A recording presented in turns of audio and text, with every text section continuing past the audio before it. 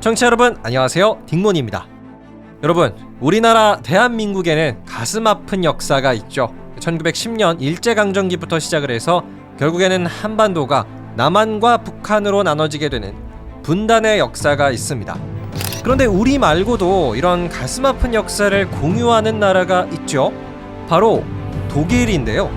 독일 또한 서독과 동독, 이렇게 서쪽과 동쪽으로 해서 나라가 두 개로 갈라졌었습니다.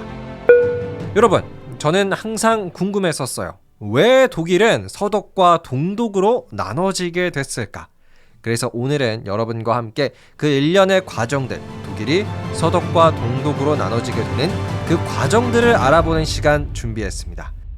오늘 끝까지 저와 함께 해주신다면요, 독일이 왜 서독과 동독으로 나눠지게 되었는지 아주 쉽고 재밌게 알게 되실 겁니다. 그럼 본격적으로 시작해보죠.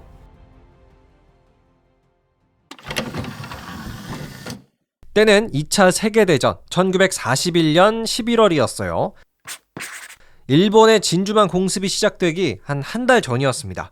이때 당시 소련의 지도자였던 스탈린은 영국에게 이렇게 제안을 하죠. 영국, 우리가 독일과의 2차 세계대전에서 승리한다면 독일이라는 나라를 가만히 놔두지 말고 아예 우리가 독일을 잘게 쪼개서 분할 통치를 합시다 라고요. 네, 이 소련의 입장에서는 충분히 이해할 만한 것 같아요. 왜냐하면 1차 세계대전 사실은 독일이 일으켰다라고 볼 수가 있겠죠. 근데 그때 누구랑 싸웠냐면요, 프랑스, 영국 이런 나라랑도 싸웠지만 러시아하고도 싸웠습니다. 근데 2차 세계대전, 이건 또 누가 일으켰죠? 나치 독일의 히틀러가 일으켰습니다. 근데 히틀러는 또 소련을 공격했잖아요. 그러니까 소련의 입장에서는 독일이 전쟁을 일으킬 때마다 자신의 국민들이 엄청나게 죽고 나라가 황폐화되고 이게 너무나도 힘든 겁니다. 그래서 소련의 스탈린이 이렇게 영국에게 제안을 한 거였어요. 독일이라는 나라가 힘이 너무나도 세니까 강제적으로 나라를 분할해버리자. 자, 근데 당시는 1941년. 그렇게 2차 세계대전에서 누가 이길지 잘 보이는 상황은 아니었어요. 영국이 독일한테 질 수도 있다라고도 보여지는 시기이기 때문에 영국은 좋아요 스탈린, 그렇게 합시다 라고 하기에는 좀 시기상조였죠. 그래서 당시 스탈린의 아이디어는 구체화되지 않았습니다. 그런데 때는 1944년 6월, 여러분 그 유명한 노르망디 상륙작전이 성공을 해요. 그래서 1944년 8월 정도가 되면은 나치 독일의 점령을 받고 있었던 프랑스 파리까지 해방이 됩니다. 그러니까 이때부터는 거의 2차 세계대전에서 독일의 패배가 눈앞에 있는 상황이었어요. 그래가지고 같은 해 11월에 미국, 영국, 소련, 당시 나치 독일한테 승리를 거두고 있던 나라들이 모여서 회의를 했습니다. 그래가지고 결정된 게 뭐였냐면요, 우리가 이제 곧 독일을 이긴다면 아예 독일이라는 나라를 세 개로 분할해서 우리가 각각 분할한 지역을 통치를 합시다. 일종의 분할 통치에 합의를 했었어요. 그래가지고 어떻게 되냐면요, 일단은 독일의 동쪽, 소련과 국경이 맞닿아 있죠. 그래서 독일의 동쪽은 소련이 분할 통치를 하기로 결정을 하고요, 독일의 남서쪽은 미국, 북서쪽은 영국이 가져가기로 합의를 했습니다. 이때 당시에 지도를 보시면 아시겠지만 영국, 미국, 소련, 독일이 3등분한 영토의 사이즈가 다 비슷비슷해요. 그래서 원래대로는 미국과 영국, 소련이 이 세 나라가 독일을 분할 통치하기로 결정을 내렸습니다. 자, 그런데 때는 1945년 2월, 그러니까 독일이 패배를 선언하기 한 4개월 전쯤이었어요. 당시 영국의 지도자였던 윈스턴 처칠이 걱정을 하나 하고 있었죠. 왜 걱정을 했냐면요, 이 독일이라는 나라한테는 좀 저력이 있다라고 생각을 했던 것 같아요.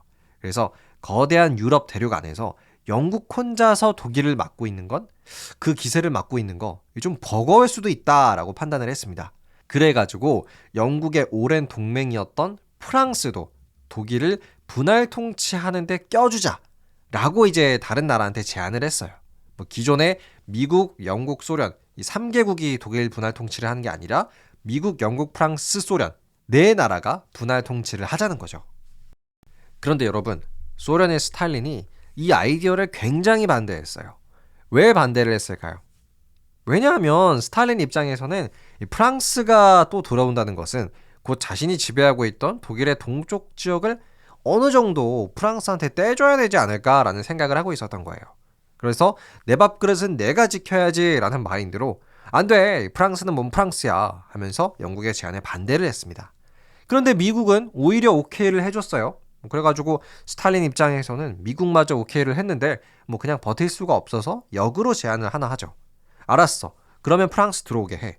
근데 대신에 우리 소련이 지배하고 있는 독일의 동쪽 땅은 건드리지 않기로 합의한다면 영국 너네 제안에 오케이를 해줄게. 라고 해서 당시에 프랑스는 소련이 분할 통치할 예정이었던 독일의 동쪽 지역의 일부분을 가져가지 않고요. 미국과 영국이 점령하고 있었던 독일의 서쪽 지역의 일부분을 받게 됩니다. 자, 이렇게 해서 최종적으로는 1945년 5월 독일은 완전한 항복을 선언했고요.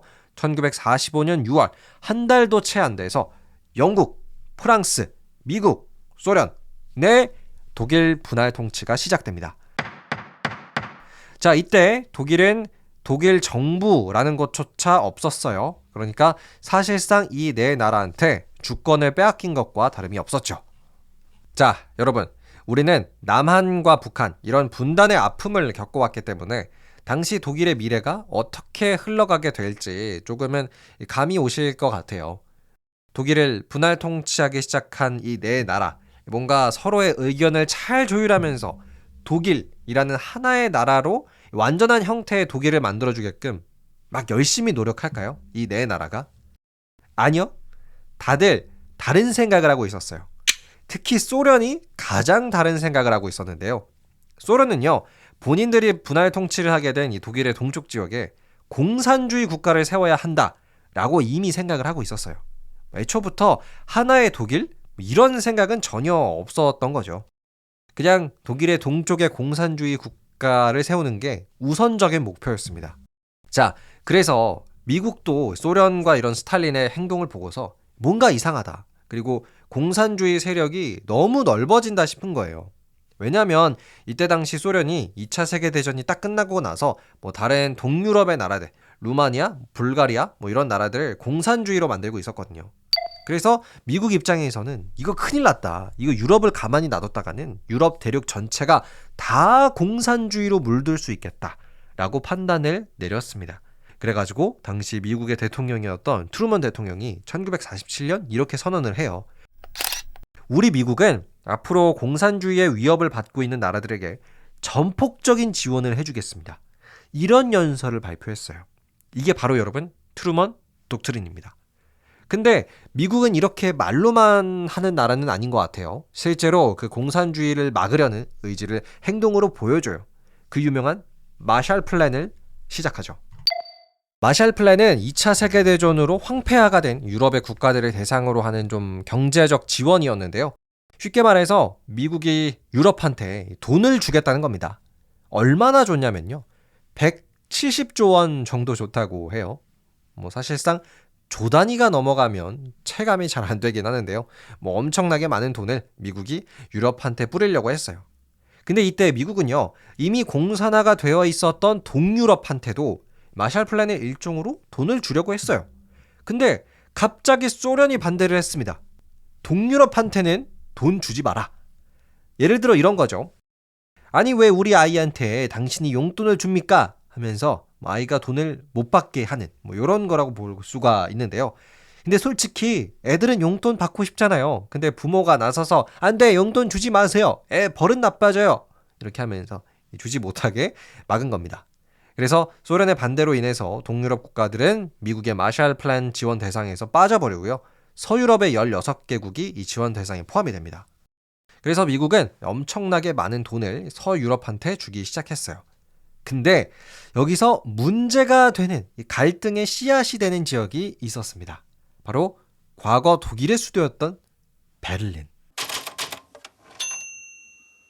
여러분, 베를린은 소련이 분할 통치를 하고 있었던 독일의 동쪽에 위치하고 있었음에도 불구하고요. 베를린만큼은 사실 그 수도의 중요성 때문에 서베를린과 동베를린으로 나눠서 서베를린은 연합군, 미국, 영국, 프랑스가, 동베를린은 소련이 이렇게 둘로 나눠서 지배를 하고 있었습니다. 근데 아까 왜 제가 그 마샬 플랜으로 미국이 서유럽의 국가들을 대상으로 돈을 쫙 줬다고 했잖아요. 그럼 이 서베를린도 사실상 줘야 한단 말이에요. 그래서 미국이 어떻게 하냐면요. 돈을 주기 이전에 서베를린의 화폐 개혁을 한번 하려고 합니다. 그런데 소련이 갑자기 노발대발 화를 내요. 왜냐하면 베를린은 어쨌거나 소련이 분할 통치를 하고 있던 독일의 동쪽에 위치한 도시입니다. 그래서 소련은 사실상 베를린도 거의 뭐 자기네 것이라고 생각을 하던 상태였어요. 근데 미국이 서베를린에 뭔가 독자적으로 화폐 개혁을 하려고 하니까 소련이 가만히 있질 않았던 거죠. 그래서 소련이 어떻게 하냐? 베를린 자체를 봉쇄해버립니다. 소련의 계획은 이거였어요. 서베를린의 시민들을 인질로 잡아가지고 미국이 베를린을 아예 포기하게끔 만들려는 거였습니다. 미국, 너네 서베를린 포기 안 하면 여기 있는 시민들 다 굶어 죽어 하면서 막 협박을 하는 거예요. 왜냐하면 소련이 서베를린으로 들어가는 모든 자원과 식량을 통제하고 있었거든요. 근데 미국이 만약 이것 때문에 베를린으로 군대를 보냈다? 이러면 전쟁이에요. 소련하고 미국이랑 전쟁을 해야 돼요. 그래서 미국이 이것까지는 좀 과하다 싶은 거죠. 그래서 이제 미국이 번뜩이는 아이디어를 내는데요. 베를린이 봉쇄당해서 육로로는 서베를린의 시민들한테 자원을 줄 수가 없으니까 항공기로, 비행기로 식량이나 자원을 실어서 서베를린으로 보내는 거였어요. 그래서 거의 1년이나 넘게 서베를린이 봉쇄당하고 있었는데요. 그래도 미국과 영국이 항공기로 서베를린한테 필요한 자원들을 계속 갖다 줘가지고 많은 이 서베를린의 시민들이 굶어 죽지 않을 수가 있었습니다. 물론 소련도 이 베를린을 언제까지 그냥 계속 봉쇄만 하고 있을 순 없잖아요. 그래서 소련도 미국과 합의를 보고 서베를린의 봉쇄를 풀어줍니다.